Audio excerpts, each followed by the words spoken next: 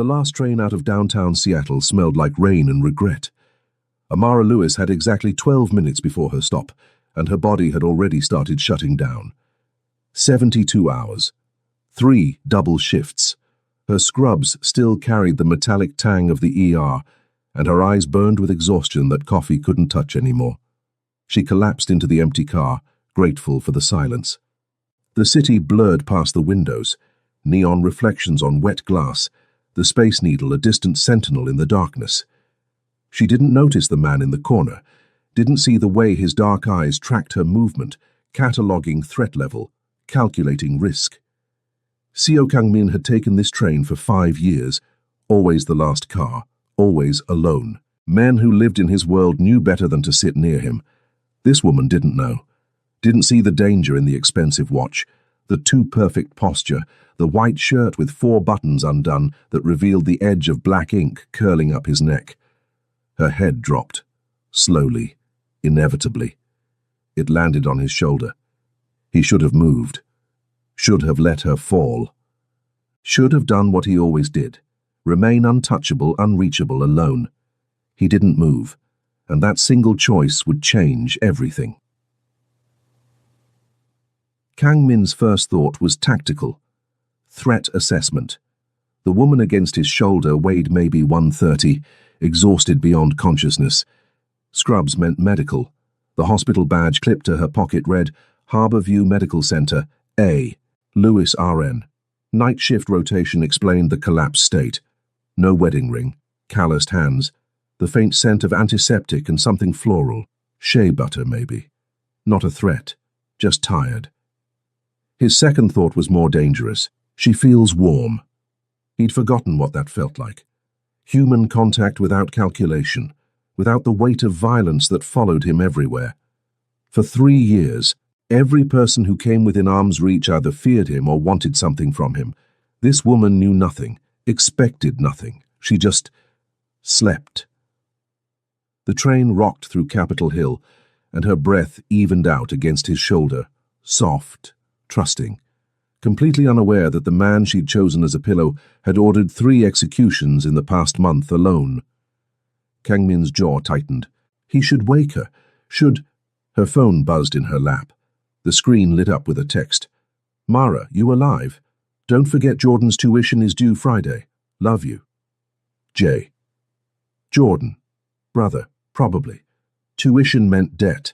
The kind that kept people working themselves to death in hospitals, riding empty trains at 2 a.m., too exhausted to notice danger sitting right beside them. The train announced her stop. Columbia City. 3 minutes. He still didn't move.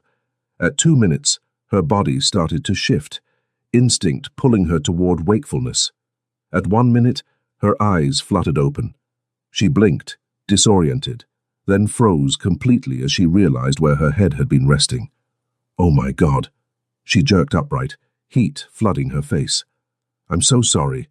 I work nights and I'm so sorry. Kang-min turned his head slowly, giving her the full weight of his attention. Most people looked away when he did this. This woman, Amara, met his eyes directly, embarrassment warring with something else. Concern, maybe, like she thought she'd bothered him. It's fine, he said. His voice came out lower than intended, rougher. He never used it much anymore. It's not fine, I literally fell asleep on a stranger. She stood quickly, grabbing her bag as the train slowed. I'm really sorry. Thank you for not, pushing me onto the floor or something. The doors opened. She moved toward them, then paused, glancing back. Are you okay? The question caught him off guard. No one asked him that. Ever. I'm fine. She nodded, unconvinced, then stepped onto the platform. The doors closed between them. Kang-min watched her walk away, shoulders squared despite the exhaustion, head up despite the hour. Determined. Resilient. He pulled out his phone and typed a single message to Jay. Run a background check. Amara Lewis, Nurse, Harborview Medical Center. Nothing invasive, just verification. The response came immediately. Boss, this isn't like you. Kang-min stared at the message, then deleted the conversation entirely. Jay was right. This wasn't like him. That was the problem. 3 nights later, she was there again. Same train, same time, same exhausted collapse into the seat. This time she saw him immediately, and her eyes widened with recognition. "Oh, hi." She hesitated, then sat 3 seats away. Respectful distance. "I promise I won't use you as a pillow again." Kang Min's mouth curved slightly, not quite a smile, but close. "It didn't bother me." Still, boundaries exist for a reason. She pulled out her phone, clearly intending to stay awake this time. Silence settled between them, not uncomfortable, just present. After 2 stops, she spoke again. "Long day?" He considered lying, considered saying nothing. Instead, he said, "Something like that." "Yeah." She leaned her head back against the window. "I get that. Some days feel longer than others." "What do you do?" He knew. He'd read Jay's report. Registered nurse, trauma unit, 3 years at Harborview. Mother deceased, father absent, 1 younger brother. Medical debt, $67,000. Student loans, $43,000. Never married. No criminal record. Nothing that explained why he couldn't stop thinking about the weight of her head on his shoulder. ER nurse, trauma unit. She smiled tiredly. It's rewarding and exhausting. Mostly exhausting lately. Why nursing? She looked at him, surprised by the question. My mom, she had cancer. The nurses who took care of her. They made the worst time of our lives bearable. I wanted to be that for someone else. There was no self-pity in her voice, just fact, just truth. Kang Min found himself wanting to know more, wanting to ask about her brother, her debt, why someone who saved lives looked so worn down herself. But the train was slowing for her stop. She stood, shouldering her bag. What's your name? He shouldn't tell her, shouldn't give her anything real. Kang Min. Amara. She smiled, genuine, warm. Maybe I'll see you around, Kang Min. She disappeared onto the platform before he could respond. Jay's voice echoed in his head. This isn't like you. No, it wasn't, but he was already planning to take the same train tomorrow night. It became a ritual neither of them named. Every night, same train, same time. They sat together now, not touching but close. Conversations came easier. Small things at first. The weather, the city. Safe topics that revealed nothing and everything. Kang Min learned she took her coffee black with too much sugar. That she hummed when she thought no one was listening. That she had a younger brother named Jordan studying pre-med at UW. Brilliant and determined. The reason she worked herself to exhaustion. She learned he was in import-export, which was technically true if you counted human trafficking as import-export. That he was second-generation Korean-American. That he never talked about his family. What she didn't know was that he'd already dismantled a cartel operation targeting Seattle nurses for identity theft. That he'd rerouted 3 shipments to avoid her hospital during a federal raid. That he had a team watching her apartment building 24/7 since the second night they'd spoken. Protection she never asked for. Danger she didn't know existed. You're different, she said one night, 3 weeks into their routine. Kang Min's attention sharpened. Different how? Contained. Like you're holding something back all the time. She wasn't looking at him, just staring out at the passing lights. I see it at work sometimes. Trauma patients who've seen too much. They get this look, present but distant. You have that look. His chest tightened. She was too observant, too close to truth. Maybe I've just seen a lot, he said carefully. Yeah. Her voice softened. I think you have. The train swayed through a turn and she leaned slightly into him. Instinctive, natural. Her shoulder brushed his. The contact lasted 3 seconds. It felt like fire. Kang Min's control, the iron discipline that had kept him alive for 15 years in a world that ate the weak, cracked. Just slightly, just enough. Amara. She turned and their faces were suddenly too close. Her breath caught. His eyes dropped to her mouth, full lips slightly parted. He could smell her shea butter and exhaustion, and something underneath that was just her. The train announced her stop. Neither of them moved. "I should go," she whispered. "You should." She didn't. The doors opened, closed. The train pulled away from her stop. "I missed it," she said, but she didn't sound upset. "I noticed." Kang Min. His name on her lips did something to him, something dangerous and irreversible. What are we doing? Running toward disaster, inviting death, choosing the one thing I can't have. "I don't know," he lied. Her hand moved, tentative, questioning, until her fingers brushed his where they rested on his knee. The touch was electric, dangerous, absolutely forbidden. He should pull away, should end this before it became something that could destroy them both.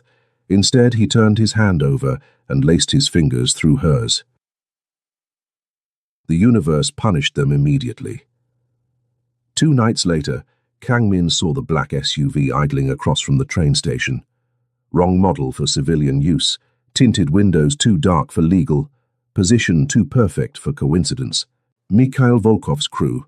His blood went cold. They'd been watching, calculating, identifying weaknesses in an organization known for having none, and they'd found her, found the one thing that could break him. Kang Min called Jay before Amara appeared. Code Red. Volkov's crew at Columbia City Station. Civilian compromise. Jesus Christ. Jay's voice was tight. "Boss, you need to extract yourself now before she's here."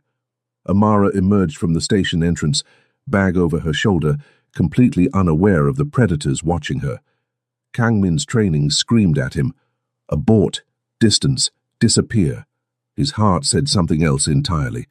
He met her at the platform entrance, moving faster than usual. Her smile faded when she saw his face. "What's wrong?" "Nothing. I need to leave early tonight." Confusion flickered across her features. "Oh, okay, is everything—" "It's fine. I just can't do this anymore." The words came out harder than he intended, harsher, designed to wound, to push her away, to save her life. Her expression shuttered. "Do what?" "This, whatever this is. It was a mistake." The hurt in her eyes made something inside him crack, but hurt was better than dead. Hurt could heal. Dead was permanent. "I see." Her voice went flat, professional, the nurse voice she probably used to deliver bad news to families. "Well, thanks for being honest." She turned and walked away without looking back. Kang Min watched until she disappeared, then pulled out his phone. "Jay, I need full surveillance on Amara Lewis 24/7, no gaps, and find out everything about Volkov's movements in the last week. You're making this worse, you know that?" "I know. She's a civilian. If Volkov thinks she matters to you—" "She doesn't." The lie tasted like ash. Amara didn't take the train for 5 days. Kang Min knew because his security team reported every movement. She worked double shifts, slept at the hospital, avoided the train station entirely. Smart, self-protective. It was killing him. On the 6th night, she appeared. Different route, earlier time, deliberate avoidance of their old schedule. She looked exhausted, shadows under her eyes deeper, shoulders tight with stress. Kang Min followed 3 cars behind. He'd become what he swore he'd never be, obsessed, compromised, weak. The irony wasn't lost on him. 15 years of building an empire on calculated violence and emotional detachment, destroyed by a woman who fell asleep on his shoulder. Rain started as she exited the station, typical Seattle weather, sudden and thorough. She didn't have an umbrella. Didn't run, just walked through it like she'd stopped caring about staying dry. He caught up at the intersection near her apartment. Amara. She spun, eyes wide, then narrowed when she recognized him. "You've got to be kidding me." "I need to talk to you. You said it was a mistake. Message received, now leave me alone." She turned away. He caught her wrist, gentle but firm. "I lied." The rain soaked through his white shirt, plastering it to his chest. The ink on his neck was fully visible now, the traditional Korean tiger that marked him as both predator and protector, violence and restraint. She stared at the tattoo, then at his face. "Why would you lie?" Because getting close to me is dangerous. That's dramatic. It's true. Something in his voice must have convinced her, because her anger shifted into concern. What are you talking about? What kind of danger? He couldn't tell her, couldn't explain that men like Mikhail Volkov would use her, hurt her, kill her just to prove a point. Couldn't admit that every moment they spent together painted a target on her back. So instead, he did the most selfish thing he'd ever done. He kissed her. It wasn't gentle, wasn't tentative. It was months of restraint breaking, weeks of wanting, days of staying away, all collapsing into a single moment of absolute surrender. Her bag hit the sidewalk, her hands fisted in his soaked shirt, pulling him closer, even as rain poured over them both. She tasted like coffee and determination, and everything he'd denied himself for years. When they finally broke apart, both breathing hard, her eyes were dark with desire and confusion. That, she said shakily, was not an explanation. I know. Kang Min, what's going on, really? He should tell her, should warn her properly, should give her the truth she deserved. Instead, he said, just be careful. Pay attention to your surroundings. If you see anything strange, anyone following you, call the police immediately. You're scaring me. Good. You should be scared. He stepped back, putting necessary distance between them, even though every instinct screamed to pull her close and never let go. Stay away from me, Amara, for your own safety. This time when she walked away, her steps were slower, uncertain, and Kang Min knew he'd just made everything infinitely worse. The signs started small, a car parked outside her building that didn't belong to any resident, the same man at the coffee shop 3 days in a row, her apartment door slightly ajar when she came home from a shift, nothing stolen, nothing disturbed, just open. Amara wasn't stupid. She'd grown up in Seattle, knew how to read a neighborhood, how to sense when something was off. Something was very off. She called the police twice. Both times, they found nothing. Both times, they suggested she was stressed, working too hard, seeing patterns where none existed. On the 8th night after Kang Min's warning, she came home to find her door not just ajar, but forced. The lock was broken, splintered wood, professional work. Her heart hammered against her ribs as she pulled out her phone. She should leave, should run, should call 911. She stepped inside instead. The apartment was dark, silent, but occupied. She felt it, that animal awareness that something predatory was waiting. Hello, Amara. The voice came from her living room, accented, cold.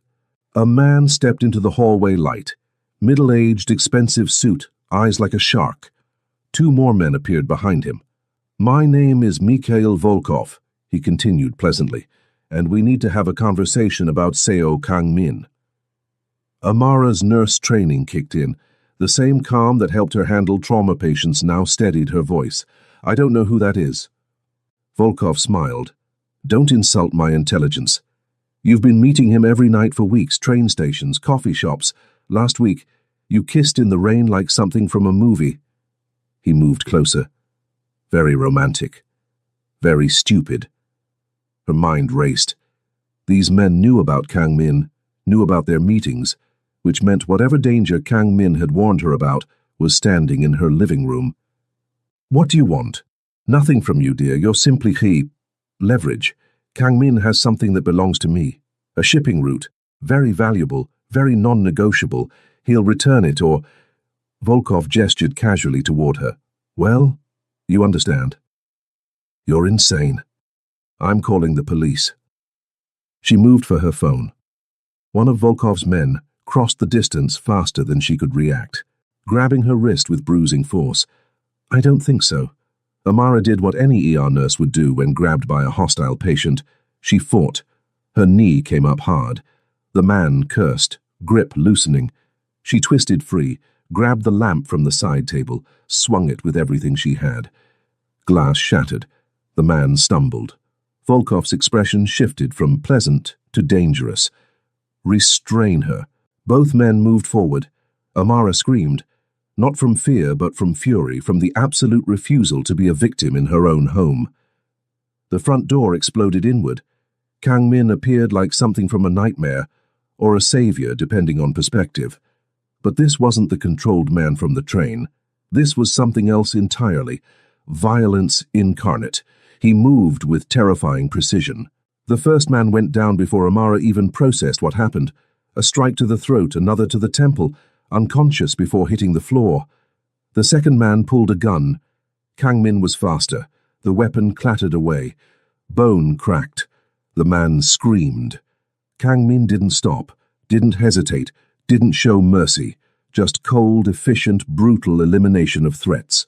Volkov backed toward the window. "You're making a mistake, Seo. She's just a woman. Not worth starting a war." Kang Min's voice was unrecognizable, rough, dangerous, absolutely lethal. "Touch her again, and I'll burn your entire operation to the ground, every warehouse, every route, every person who works for you. I'll erase you so completely that even your mother won't remember your name." "For a nurse?" Volkov laughed, but it was shaky. "You've gone soft." "No." Kang Min stepped forward, and even Amara felt the menace rolling off him. "I've just found something worth protecting. Now get out before I change my mind about letting you live." Volkov fled. His men followed, one limping, one unconscious, and dragged. Silence crashed down. Kang Min turned slowly to face Amara. His white shirt was torn, revealing more of that black tiger tattoo. Blood spattered his face, not his own. His dark eyes were still cold, still dangerous, still locked in whatever violence mode he'd entered. Then he saw her expression, and everything in him crumbled. "Amara," she stepped back. "Who are you?" "I can explain. You just broke into my apartment and beat 3 men unconscious." Her voice shook. "You threatened to burn down someone's entire operation. She stared at the unconscious man on her floor. "Oh my God, what are you?" "I'm someone who shouldn't have gotten close to you." He took a careful step forward. She took one back. His jaw tightened. "I knew this would happen. I tried to stay away. You're a criminal."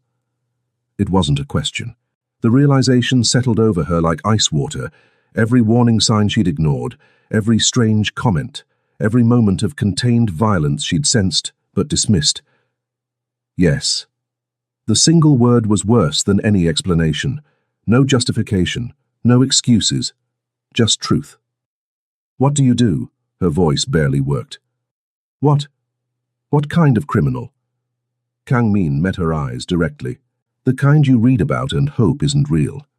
Import-export was true, just not the legal kind. I run an organization that moves things across borders. Some of those things are drugs, some are weapons, some are worse." Amara's stomach twisted. "People? Not anymore. I shut down that division 3 years ago." "Oh, well, thank God you have standards," she said, voice breaking on hysteria. "I've been sitting next to a human trafficker on the train. I kissed her. I know what I am." His voice was rough. "I've known since the first night. That's why I should never have spoken to you, never touched you, never—" He stopped, jaw working. "But I did. And now Volkov knows you matter, which means you'll never be safe."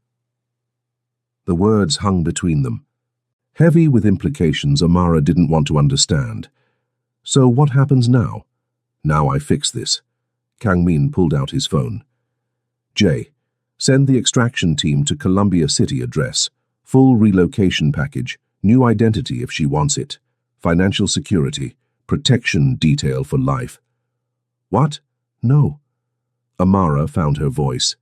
"You don't get to do that. You don't get to upend my entire life because you—" "Because I what?" The words came out harsh, raw. "Because I made the mistake of caring about someone. Because for the first time in 15 years I let someone get close enough to be used against me? Because I chose you over everything I built?" The confession hit like a physical blow. "I didn't ask for that," she whispered. "I know. That's what made it so easy to fall." Kang Min's team arrived within 10 minutes, efficient, silent, professional. They swept the apartment, removed the unconscious man, replaced the broken door, erased all evidence that violence had ever occurred. Amara watched from the corner, numb. One of them approached her, a Korean man around Kang Min's age with kind eyes. "I'm Jay. I've been assigned to explain your options. I don't want options. I want to go back to yesterday. I understand, but yesterday doesn't exist anymore. He gestured to the couch. She sat automatically. Mikhail Volkov doesn't forget. He doesn't forgive. Right now you're marked as Seo Kang-min's weakness. That makes you a target for every rival organization in the Pacific Northwest.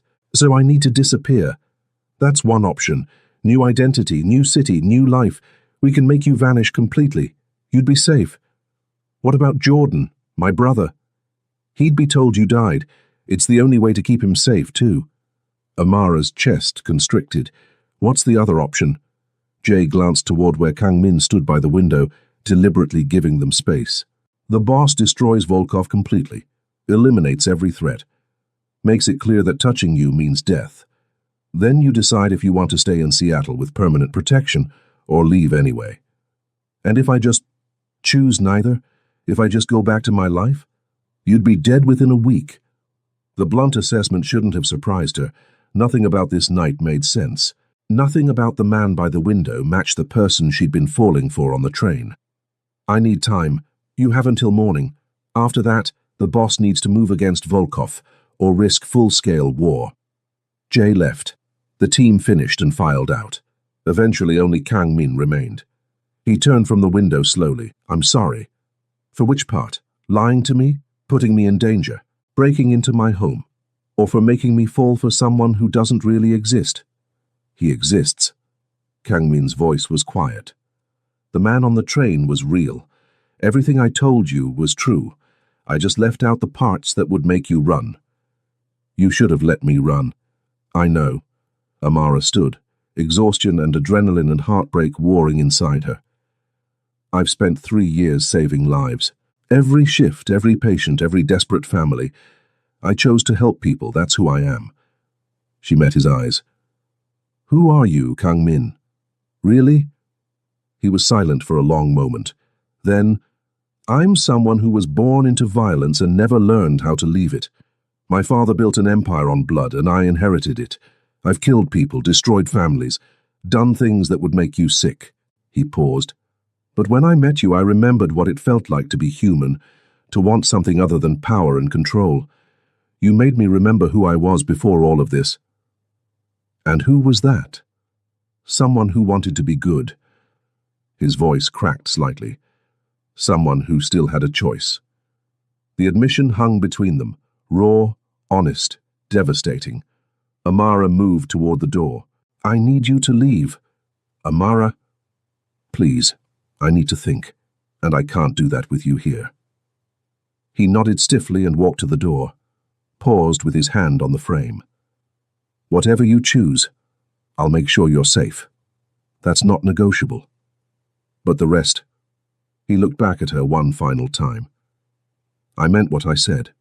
You belong to... He stopped. You deserved better than this. Better than me. Then he was gone. Amara collapsed onto the couch and let herself cry for the first time all night. Not from fear. From the terrible realization that despite everything, despite the violence, the lies, the danger, part of her still wanted him. The worst part was knowing he'd seen that in her eyes. The Seattle Times ran a small article buried in the metro section. Russian businessman Mikhail Volkov found dead in warehouse fire, authorities investigating. No one connected it to the systematic dismantling of his organization over the previous months. No one noticed how his associates disappeared one by one. No one questioned why certain shipping routes suddenly became available again. Amara read the article 3 times. She'd chosen to stay, not because of fear. Jay's protection detail was discreet but thorough. She stayed because running would mean Jordan lost his sister, her patients lost their nurse. She lost the life she'd built through sheer determination and sacrifice. And maybe, she'd admitted to herself around month 3, she stayed because leaving meant never knowing if the man on the train had been real. She hadn't seen Kang-min since that night. The protection detail never approached her. Her door was fixed.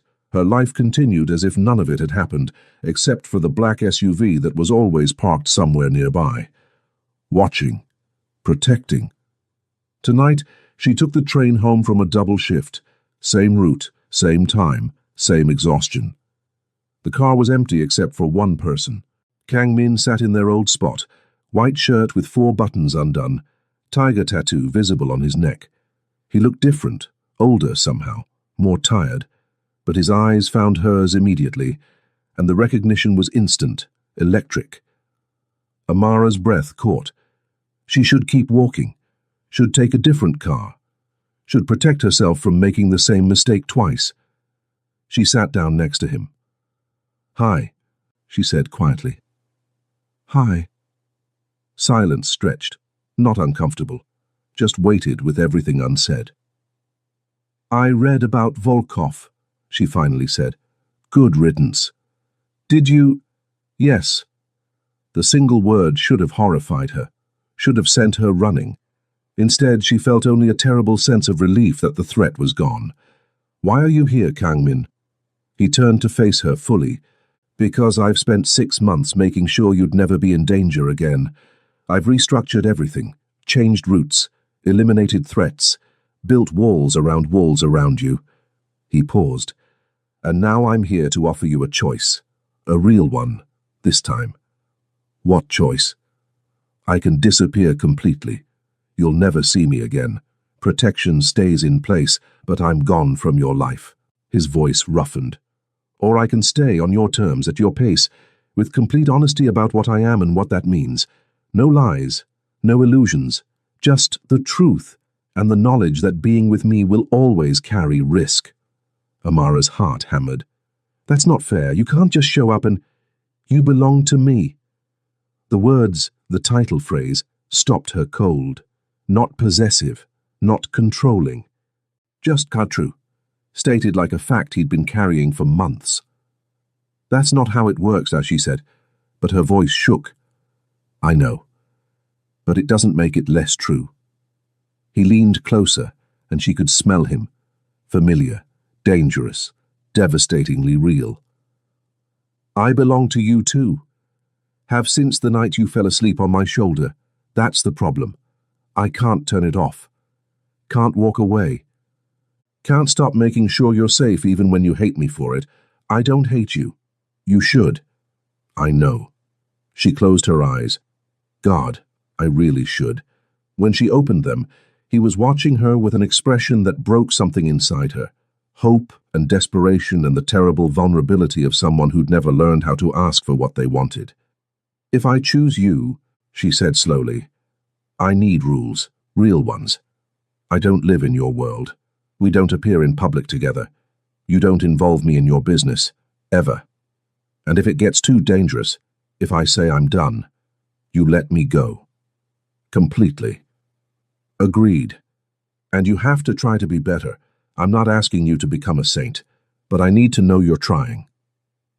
Something flickered in his expression. Surprise, maybe, like no one had ever asked that of him before. "I don't know if I can be what you need," he admitted. "I don't know if you can either, but I need you to try." The train announced her stop. This time they both stood. "Come home with me," she said. Not a question, not quite a demand, just an invitation. Kang Min took her hand, the same careful, deliberate touch from months ago. "Are you sure?" "No, but I'm choosing you anyway." They walked out together into the Seattle rain, and Amara knew with absolute certainty that this would never be a normal relationship, would never be safe, would never be the life she'd imagined, but it would be real. And sometimes real was better than safe. Jordan didn't understand why his sister's boyfriend never stayed over, why they never took photos together, why Amara kept that part of her life carefully separate, but he liked Kang Min anyway, the quiet man who'd funded an anonymous scholarship that covered Jordan's last 2 years of tuition, who'd helped Amara pay off her medical debt through some mysterious investment opportunity, who looked at his sister like she was the only person in the world. "And he's intense," Jordan said one morning over coffee. Amara smiled into her cup. "Yeah, he is. But he makes you happy." It wasn't quite happiness, more like peace inside chaos, safety inside danger, love inside conditions, both of them understood but never spoke aloud. "Yeah," she said again, "he does." That night, She took the train home as usual. Kang Min was waiting in their spot, always there, always watching for threats, always making sure she arrived safely.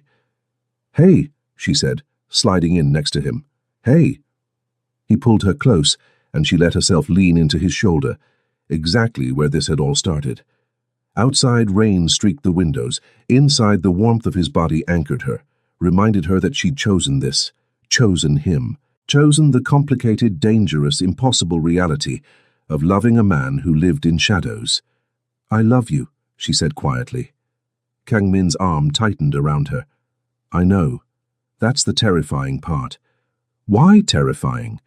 "Because I love you too, and I'm not supposed to be capable of that." Amara smiled against his shoulder. "Too late now." "Yeah." He pressed a kiss to the top of her head. "Too late." The train carried them through the night. Two people who shouldn't have worked, who defied every rule, who chose each other anyway despite all the reasons they shouldn't. And somehow, against all odds, they made it work.